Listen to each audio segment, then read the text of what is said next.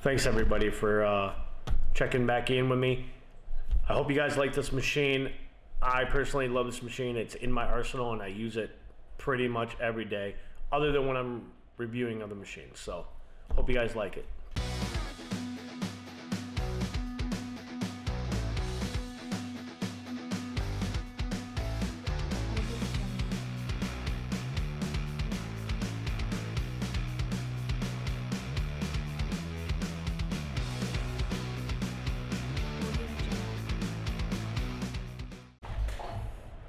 Hey, what's going on everybody? I'm bringing you back with another machine review.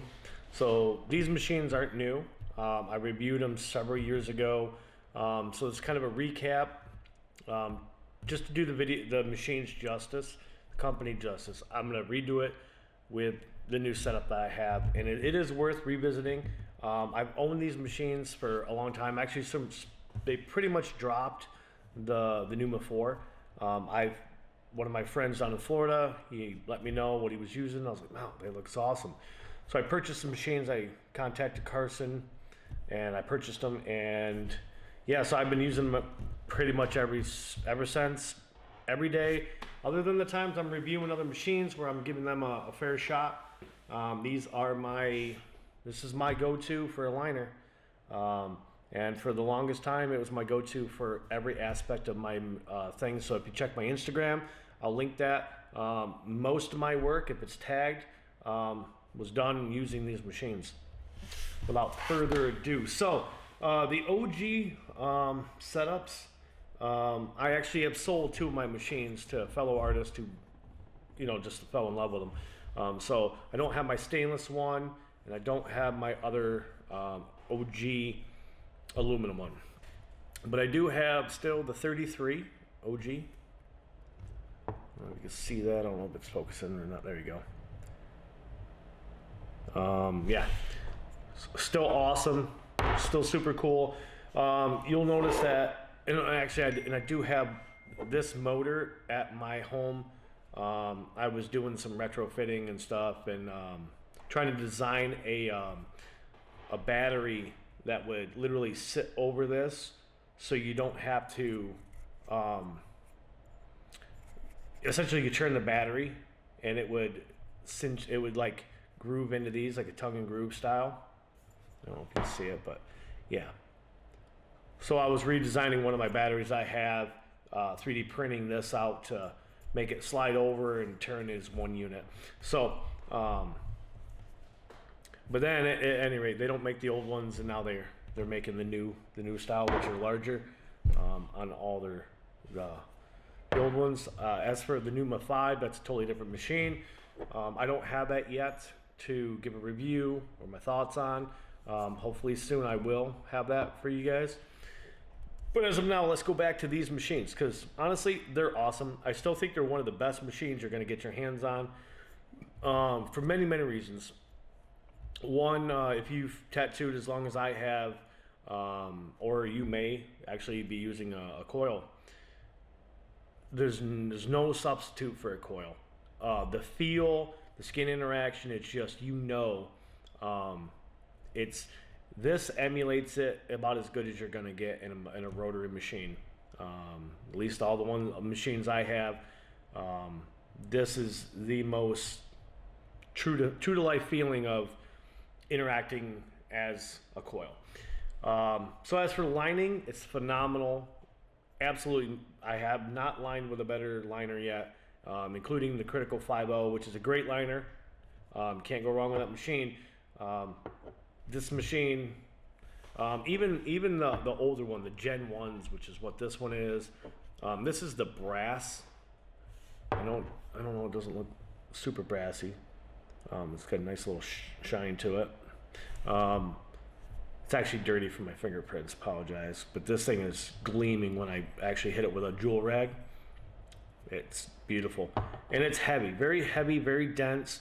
The vibration, actually, I should give it a test with that, because actually, yeah, I still kind of can't, because unlike some of the other rotaries, this one doesn't like to be ran without a cartridge in it, so you can't really set it down and give the old vibration test. But I'll give it the vibration test, just it'll be loaded, so it'll be suppressed a little bit. But anyways, yeah, the Gen 1, awesome. You can find these, some artists do have them, some people are selling them. I don't know if Carson at Neuma, if he has any of the Gen 1s. But I actually had this machine changed because the old style ones were really small and skinny, and they were kind of hard to really to turn, especially when you had a battery sitting on it. You had to like get your fingers in there, and it was sucky. And I don't even have the largest of fingers, but he did fix that by adding a larger adjustment end on it with the RCA. And that's the cool thing about Carson is they're constantly innovating. They're constantly finding, listening to feedback, making positive adjustments to their machines to better suit our needs, which is awesome. And so yeah, those are those.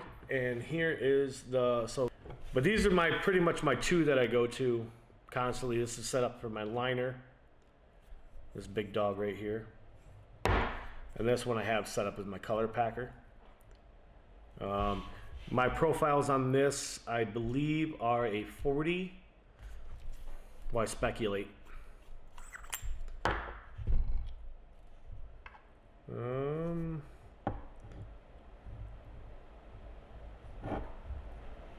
It's a gray one, so I imagine the gray is the 20.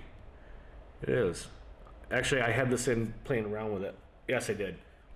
I was trying to playing around with a fine line, so it's a 4.0 or the 4.2 stroke with which you can't get your hands on that, but that's the lightest bearing arm I think he produced, and I think it was a limited run, and I actually was fortunate enough to get my hands on it, and yeah, so this actually I was using it for an ultra fine line machine, and it worked really well.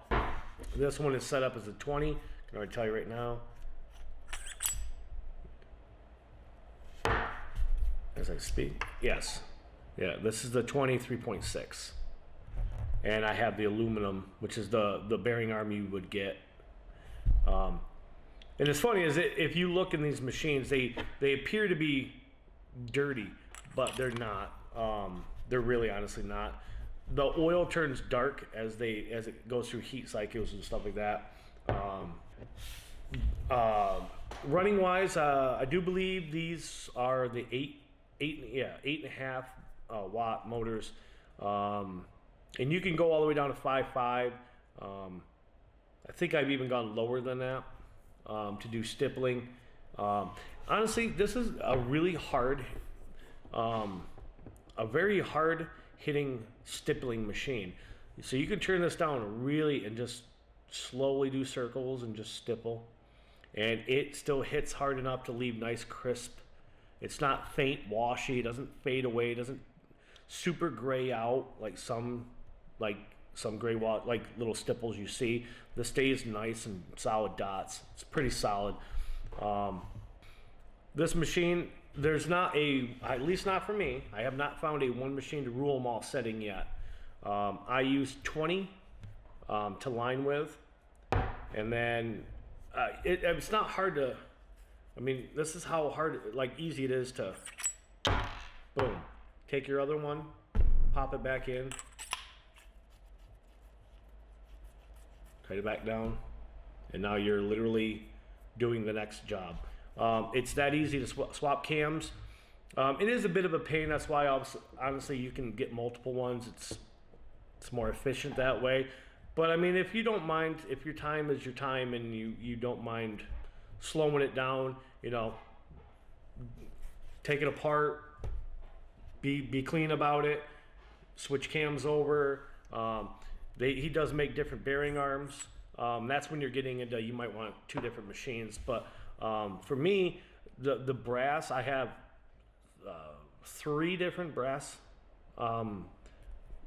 sizes, and one was modified to my own, but the other 2 are from Carson. There was a smaller one, a little smaller than this, and then the OG one, which was a tank, which I don't use. but I have modified the other one I had to be kind of an intermediate. And I played around with it for a little bit, but honestly, when he introduced the macros and the modus, I no longer had a use for that bearing arm. So I'm pretty much just using the bearing arms that he supplies now. Yeah, the machines are really well balanced. Like I said, they're my go-to pretty much every day. Cam-wise, there's 4 cam profiles. There's a 20%, a 28%, a 33, and a 40%. He does have also stroke profiles, which is what you're normally, for rotary, is what you're used to. That's a 2.75, a 3.6, and a 4.2. And I love the fact that, I'm an older artist, and I used to tinker with my coil machines to try to, fine tune it for me, make the machine tune towards me. In this day and age, usually you buy a machine, it's set, you better learn how to use it. I like the fact that you can build these machines to make, there's almost not really any way you can't build a machine to suit your needs, to better help you increase efficiency, as well as doing better work. So let me fire it up real quick, and you can hear this is the one that's set up as a the 3.6 liner, and I will turn it down because I have this up. Yeah, running voltage on these are from 5.5 volts to 9 volts, I'm sure. Usually I'm running mine about 6.2 to 6.8, depending on the size of the liner I'm using. Or the liner size I'm using. So, and the adjustments on this literally go almost for days. I think it's 9 millimeters of travel. You can hang that needle out. That's just incredible. More than likely, you're not going to get any ink flow at that distance, but it is there. If you are one who really likes to run off the tip and hang the needle, that's about where I run it. Super good vibration. Obviously, it's loaded, but it sounds like a bit of vibration, but in the hand, it's not too bad at all. Really, it's not. It is louder. I will say this is one of the louder rotary machines I own. I own one, I think it's called like the Jackhammer or something like that, which I use that to engrave steel, to be honest with you. It should never touch skin. But that one's louder than this. And this is the 4.2 millimeter stroke with the really light ultralight bearing in it. It's a little bit quieter. Vibration is a little bit different. It's got, you actually can feel the difference between this machine and that machine. Just from the cam profile differences and everything. This one has more of a gallop to it. This one feels just more like a sewing machine smooth. Skin interaction with this is honestly probably my favorite of any rotor machine I have. I rival it with my coils, and actually I told Carson the other day, honestly it runs better than coils. I don't have to sit and check for spring breakages or fatiguing of the spring or contact screws getting dirtied up and all that other shit that was always fun to track down. Literally every day it runs like a coil machine, and it has the efficiency and hassle-free maintenance of a rotary. It's a win-win. Price point, I don't even know where they come in at. You can go check Carson's website, Neuma Tattoos. I'll put a link in the description for that. Yeah, man, customer service has always been, in the last 4+ years I've dealt with Carson. Had the pleasure of dealing with Carson. It's still the same, still awesome. he's always open to hear feedback because, like I said, that's a company with integrity, trying to push the envelope to make a better, awesome machine for us to do our work, to help push our industry. Now, I appreciate that. So, yeah, take a look at Carson's machines. Tell me what you guys think. They do have the Neuma4 out, like I said. I will try to get my hands on it to review that, put it head to head against a couple other machines. But as soon as I get it, I have this weird feeling that it probably won't. It'll probably be my new arsenal. So, all right, guys, thank you for watching. Like, subscribe if you like what I'm bringing you. Let me know anything you want to see. Put it in the comments, and I will try to. I will answer it as fast as I can, and we'll try to make stuff happen. But thank you, guys.